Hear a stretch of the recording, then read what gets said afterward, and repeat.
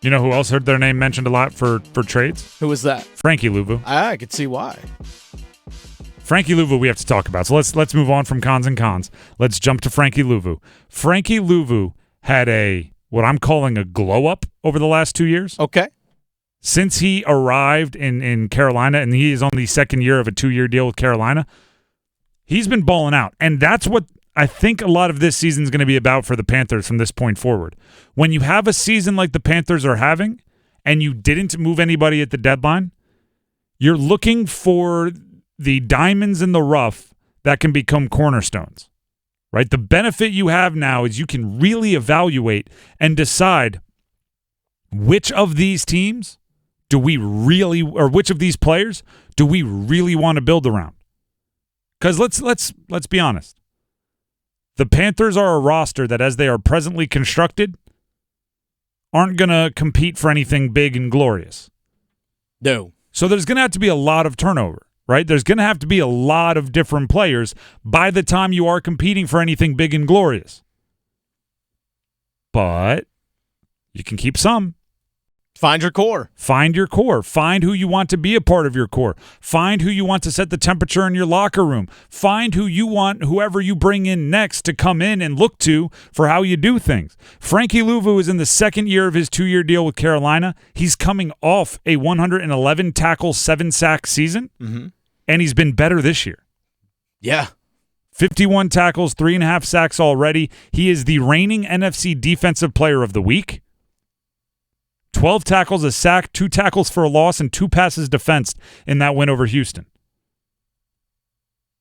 The 12 tackles tied for the second most he's ever had in a game, most he's had in a game this season. I also saw this.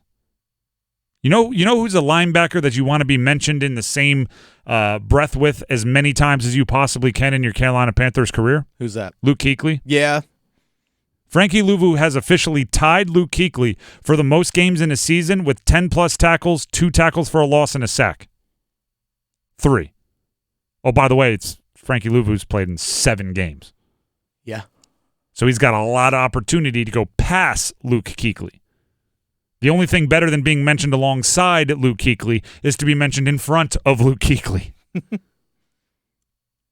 If he is a guy, and this is what the evaluation for the rest of this year is. By the way, he's only 27, which is, I mean, he's lived a life. Yeah, he started off his career with the Jets, played 3 seasons, and now he's in his 3rd year overall with the Panthers. As mostly a special teamer. Yeah. He got in on defense, don't get me wrong, but you know, it's a lesson for young players out there. The more you can do, right? If special teams keeps you in the league for 2 or 3 years in order for you to find your footing as a defensive player, you could turn into something. He's 27 years old. If he is a guy that you think is not a flash in the pan, is not a benefit of, sometimes you see a safety have like 120 tackles and you recognize, I don't know if he's that great of a tackler or if the front 7 in front of him is just a really bad tackling group. Yeah. And he's, you know, either he's going to make the tackle or no one's going to make the tackle. If you think he is a dude that's not a flash in the pan, not a product of weak tackling around him, you need to re-sign him. Or else, guess what you just did? You just found a diamond in the rough on someone else's roster, polished him up, and then sent him to some other team in free agency this offseason. Yeah. You become a farm system if you don't re-sign him. If you believe he is obviously, if you think it's a flash in the pan or circumstantial and you don't think he's that dude, don't sign him. But I tend to lead towards I think he's a dude. Yeah. I tend to lean toward I think he brings a skill set to an off-ball linebacker that is rare, where you can have the mass amounts of tackles. You also can come off the edge and get to the quarterback when that role is needed, and he's not bad in coverage. It is worthless to discover all of this if you don't re-sign him. Then you just took a special teamer off the Jets, for 2 years helped him develop into one of the best linebackers in the league, and then took him to free agency and said, thanks, man. It was good working with you. So if you want to do that, do you know what you should do? Coach college.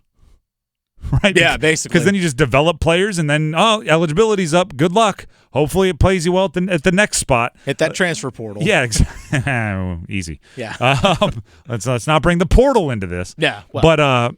But my point is, I believe Frankie Luvu is a guy that can be a part of your core, which is important to find. I know we got a couple of minutes before we get to talking a little bit about, speaking of college football, we're going to dive into that here in actually just a bit. Mm-hmm. Let me run through some names, some guys on the roster. You tell me if this person you want on the roster in the Panthers, not in 2024, but 2025. Talk about building the core for your future, all right? We talked about Frankie Luvu. That's obvious. Mm-hmm. Bryce, obvious. Yep. Now factor in. Come on, you got to give me the layup so I look smart. Bryce Young, okay. Absolutely. I agree with.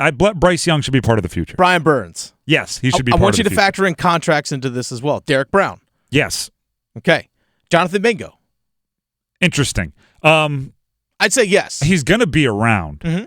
I'm not sure if he's proven enough for me to say, like, oh, I want him to be a core guy. He might be more of a – he's in the locker room, but I want to see him perform a bit more before I depend on him to be like, hey, when you go into the wide receiver room, you got to play up to the standard of Jonathan Mingo. Well, he might be your third receiver, but that doesn't hurt. But for all of those other guys – like, if you go in the linebacker room, I want you to perform to the level of Frankie Luvu. Fair enough. If you go into the quarterback room, I want Bryce Young setting the temperature. You go into the wide receiver room, I'm not sure 2025 I want Mingo to be the guy. Not sure yet. It's possible. What about maybe. Thielen?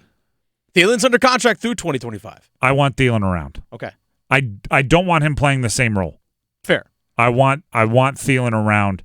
I think he is a guy that surprisingly, I would not have said this in the offseason. I think his effect on that locker room is proven. I want him around. What about Ike Ekwonu? I want to have a conversation with him first on if he would consider moving to guard. I'm still open to him being a left tackle. I'm still completely open-minded to it.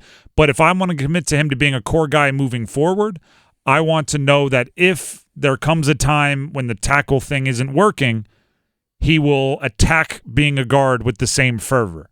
If that's the case, I'm fine with it because I think he's got the mental side. I think he fits in with the culture. I think he loves, being in Carolina, being a Panther, and I think his skill set is one like if you could just make him a road grading, run blocking, like right guard, left guard, or right tackle, maybe a little less. Taylor Moton's no longer there. Yeah, but he's getting beat a lot in pass protection. Well, there's that. Hey. Bryce Young, do you want to get hit from your face side rather than your backside? I'm not sure that's but if you can put him in a guard, then I'll commit to him being around for a while. J.C. Horn. You talk about talent. That dude's got all really world fun talent. To watch. You know what? He's so banged up. I think I do want him around. Okay. I think I do, and also because of how he's handled the injuries. Mm-hmm. It takes a special person to keep coming back, and by all he's a week or two away from coming back this year. I'll say this: as of right now, I want him back. He's probably the one, the firm yes that I've given that's most on the fence. If you ask me again this offseason, maybe I'll change my mind. But for right now, the answer is yes. Rookie DJ Johnson, the guy who's older than Chase Young. He's older than Chase Young, and 6 months younger than Brian Burns. And he's a rookie. No. One of the best things you can do when you realize you made a mistake is stop making that mistake. Fair. When you realize you're in a hole, the first thing you do isn't start climbing out of the hole. Stop digging. I think there might be a stop digging thing going on there.